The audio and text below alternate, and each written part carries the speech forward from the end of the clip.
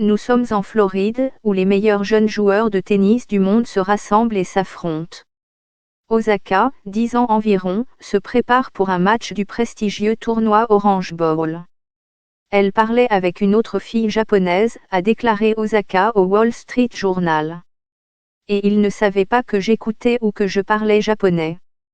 Son amie lui a demandé avec qui elle jouait, alors elle a dit Osaka. Et son amie a dit oh, cette fille noire. Elle est censée être japonaise. Et puis la fille avec qui je jouais a dit, je ne pense pas.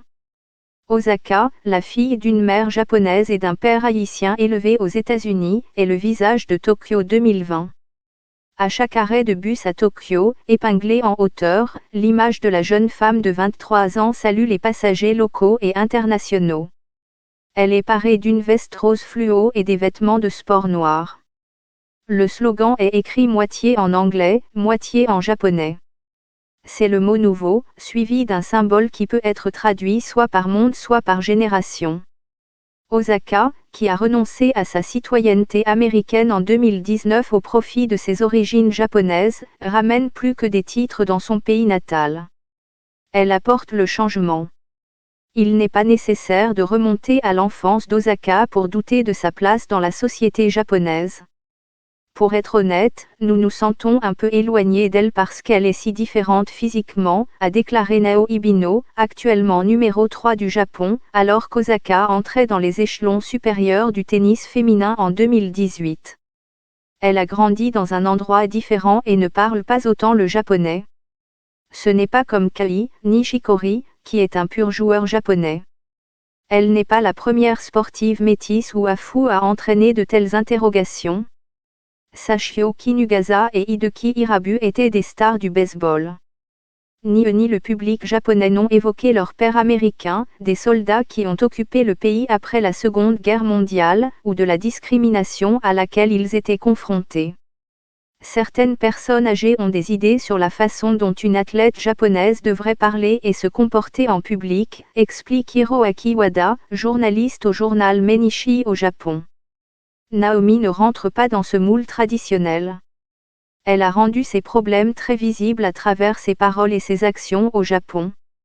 La race et l'identité ont été davantage discutées dans les médias et en ligne à cause d'elle, y compris ses déclarations politiques. C'est une figure qui suscite la réflexion et les réactions. Osaka est entrée à l'US Open de l'année dernière avec une idée en tête. Elle avait avec elle 7 masques différents. Un pour chaque tour du tournoi. Chacun portant le nom d'un noir américain décédé à cause de présumées violences policières ou racistes. Elle a utilisé chacun des masques portant des noms tels que George Floyd, Breonna Taylor et Trayvon Martin. Au Japon, l'une des nations les moins ethniquement diversifiées de la planète, cette question fait toujours polémique. Le radiodiffuseur public japonais NHK s'est excusé l'année dernière après qu'un film d'animation expliquant les manifestations pour la justice raciale ait caricaturé les Noirs et exclu certaines des principales raisons du mouvement. En 2019, la société japonaise de nouilles instantanées Nissin a réalisé, puis tiré, une publicité d'Osaka avec une illustration de manga à la peau blanche. La mère et le père d'Osaka ont émigré aux États-Unis, quand elle avait 3 ans, séparée de ses grands-parents maternels qui désapprouvaient l'union. Je pense que ce qui s'est passé, c'est que l'année dernière a été un processus d'apprentissage pour les Japonais, déclare Robert Whiting, auteur de Tokyo Junkie, un livre qui détaille près de 60 années dans la ville. Il y a eu des discussions dans des émissions de variété à la télévision, expliquant pourquoi Naomi ressentait cela et avait parlé comme elle l'a fait. Au Japon, la tradition est d'éviter les conflits et les disputes. Ce n'est pas comme en Amérique. En général, plus vous êtes célèbre, plus vous êtes discret. Vous ne voulez pas de controverse, vous ne voulez pas que cela se répercute sur vos coéquipiers, votre organisation ou vos sponsors. L'individualisme est une chose très appréciée en Occident, pas au Japon. Ici, l'harmonie est la chose la plus importante. Si les discussions l'année dernière portaient sur les origines d'Osaka, cette année on s'intéresse davantage à elle. En mai, après avoir initialement déclaré qu'elle ne parlerait pas aux médias pendant Roland-Garros, elle s'est retirée de ce tournoi, puis de Wimbledon, invoquant sa mauvaise santé mentale et ses longs épisodes de dépression au cours des 3 années précédentes. Les Jeux olympiques de Tokyo devraient marquer son retour sur le terrain après 2 mois. Elle est la personnalité japonaise la plus en vue, mais loin d'être la seule, à soulever la question de la santé mentale aux yeux du public. En juin 2021, le footballeur international Kumi Yokoyama a fait son coming out en tant qu'homme transgenre et a décidé d'adopter le pronom neutre il. Ils ont expliqué que le fait de jouer aux États-Unis et en Allemagne leur avait fait prendre conscience de l'existence de préjugés au Japon.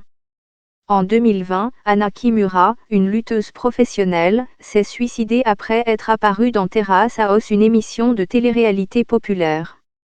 Le nombre de personnes déclarant des problèmes de santé mentale au Japon a doublé de 1999 à 2014. Traditionnellement dans notre pays, quand j'étais enfant, il y a 40 ans, c'était honteux si vous ou un de vos proches aviez un problème de santé mentale, a déclaré Wada. En général, la perception de faiblesse, probablement plus chez les athlètes, a empêché les gens de parler. Mais les choses changent. Les gens sont de plus en plus ouverts à admettre que les gens ont des problèmes de santé mentale et c'est quelque chose que nous devons gérer. Et Whiting ne doute pas de l'origine de ce changement. Je pense que Naomi Osaka et d'autres Japonais métis sont encore dans une certaine mesure des étrangers, dit-il. Mais cette génération de Japonais est beaucoup plus sophistiquée que les générations précédentes, ils sont beaucoup plus globaux dans leur perspective avec Internet et d'innombrables chaînes de télévision.